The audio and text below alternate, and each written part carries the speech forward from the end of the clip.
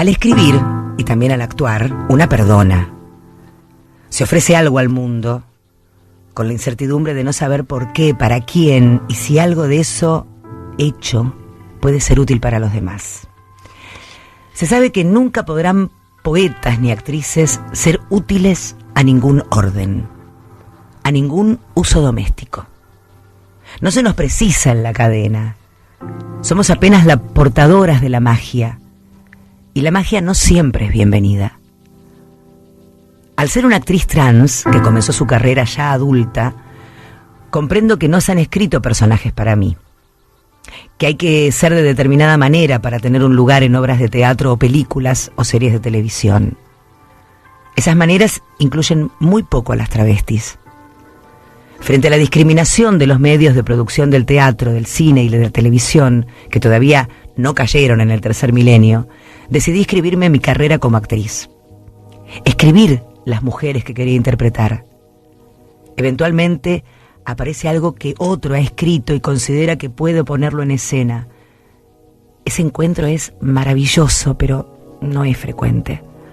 Al menos no tiene la frecuencia como para poder ser sustentable. Por lo demás, la única que puede darse ese espacio soy yo. No voy a sentarme a esperar que el mundo cambie, porque si se abandona por un momento ese hecho, este viaje inútil, entonces terminás haciendo cualquier cosa menos seguir viviendo. Me dije, escribiste todo lo que quieras, todos los personajes que quieras, dales palabras y luego actualos. Ese doble juego de dar vida a lo que he escrito es parecido a los aciertos en la crianza de los hijos, supongo. Como cuando nuestros padres celebran que hayamos aprendido algo de lo que nos enseñaron. Actuar personajes que imaginé para ser presentados es mi mayor logro como dramaturga. Un logro que no se dilucida en el campo de la escritura, sino en un escenario. He sido madre de Tita Merelo, de Frida Kahlo, de Billie Holiday, de la difunta Correa. He sido feliz. La escritura y el teatro mantienen una amistad estrecha y cariñosa.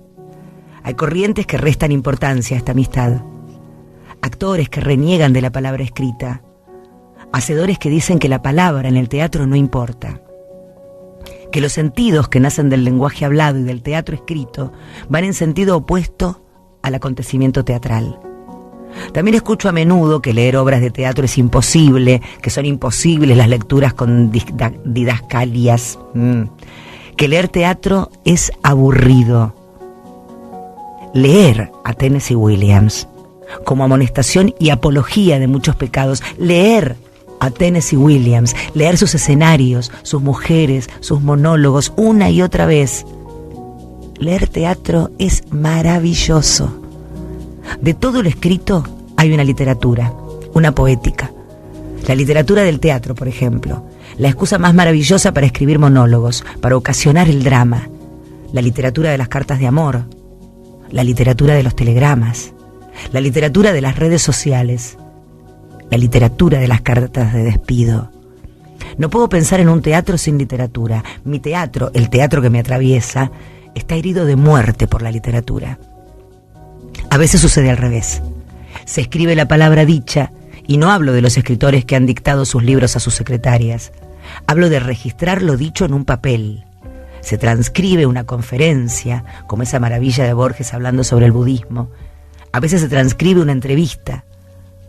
Vuelve a aparecer mi amiga muerta escribiendo mis respuestas, las respuestas a sus preguntas por demás inteligentes, y se traviste a la palabra dicha de palabra escrita. Esa literatura es un travestismo de la palabra a la inversa. Esa obligación de transcribir así, sin la posibilidad de la corrección que ofrece la palabra escrita, esa imposición de ser lo más fiel posible a su madre, es también literatura. Hay un tiempo frente a una palabra, o muchas, no importa, donde nada pasa. Una está detenida frente a una idea escrita y esa idea, a pesar de ser escrita, no tiene sentido. Es un momento de mucha intimidad, un tiempo de meditación. Eso que está allí con un cuerpo ocupando un espacio, siendo ya parte de lo escrito, busca nuestra comprensión. entonces es mejor permanecer en ese lugar donde no se puede corregir, ni mejorar, ni limpiar, ni escindir, pero tampoco puede borrarse esa frase sin sentido que es necesario volver a escribir. Se vuelve a escribir y se libera una parte de su sentido y se vuelve a escribir o a reescribir, se tacha, se escribe por encima y el sentido finalmente se manifiesta como un espíritu. Se anuncia con 2 golpes para decir sí, un golpe para decir no. Ay, ese momento en que la escritora se encuentra con lo que ha nacido de esa lengua de la que somos aparentemente ignorantes. El sentido de lo incomprensible es huérfano. Una se entrega a esa pérdida tan solo para no pensar en nada. También es la pérdida de la orientación, es estar en sueños un par de horas, comulgando con nuestras criaturas, haciendo de la inutilidad nuestra mejor aliada. Y ante todo, es la pérdida de la noción de una misma, el cambio de piel, la juventud perdida de nuestra escritura. La escritura anulando la escritura pareciéndose a recibos de sueldo, a planillas llenadas por alguien que no nos conoce. La escritura como enemiga de sí misma, pero también de nosotras, las escritoras, que somos al fin y al cabo la escritura. Como son las actrices de teatro y de cine. A veces releo escritos que van quedando en el fondo de la computadora, mails de hace muchos años, poemas dirigidos a amores que ya no existen, y es imposible no notar una pérdida en el estilo. Y me atrevo a decir algo peligroso. Extraño la escritura de ese estilo. La falencia, los espacios borroneados, el entrar al terreno de la escritura sin saber nada y negarme a aprender nada. Abusar de los adjetivos, de los gerundios, decir obviedades, relamerse en la tristeza, hundirse en el dolor escrito y extraer de esa confusión unas horas más de vida, un poco más de tiempo para seguir escribiendo. Ya no escribo así, con esa voz joven que decía todo lo que quería con simpleza. Tal vez soy mejor corrigiendo, advierto algunos excesos, de un párrafo entero puedo exprimir apenas una oración. Soy capaz de suavizar violencias del lenguaje, pero esa inocencia con la que decía cosas tan terribles de mis 20 años, de mis 18 años, la prostitución, el rechazo de las personas al verme caminar en la calle, todo eso se perdió. Hasta hoy no sé si me sucedieron esas vidas para que las escriba o yo las sucedí para poder escribirlas. Queda todavía una inocencia que sostiene al mundo pendiendo de un hilo.